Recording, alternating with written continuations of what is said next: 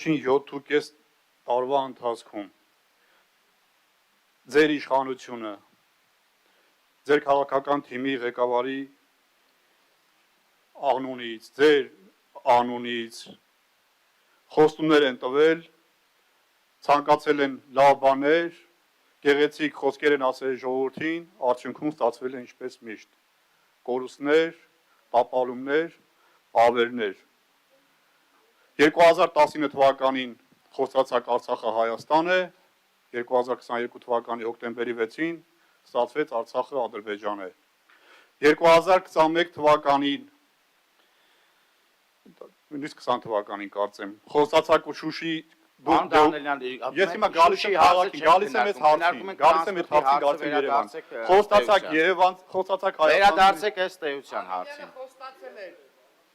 Ձեր Ավինյանը խոստացավ։ Ուրեմն ես իմ ժամանակից մի վերցրեք։ Ուրեմն խոստացած Շուշի դեօկուպացիա։ Չէ, ձեր ժամանակից վերցնում եք պարոն Դանելյան, որտեվ Շուշիից եք խոսում։ Ուրեմն գալիս եմ իմ հարցին, սպասեք։ Խոսեք,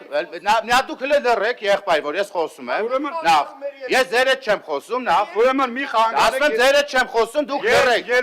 Երբ որ ես ձեր հետ կխոսեմ, դուք կապված է հարցի հետ։ Ես գալիս եմ հարցի, որ ուշադիր լինեք եւ համբերատար լինեք, կլսեք, որ գալիս եմ հարցին։ Հիմա խոստացած Շուշին դեօկուպացիա անելու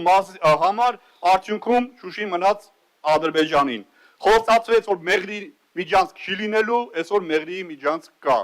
Հիմա խոստացել եք 8 տարվա մեջ 7 անգամ խոստացել եք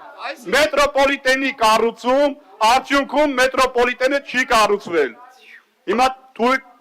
խոստացել եք կարմիր գծերը թանկացնելուց հետո Երևանի կենտրոնը կբեռնաթափվի, Երևանի կենտրոնը չի բեռնաթափվել։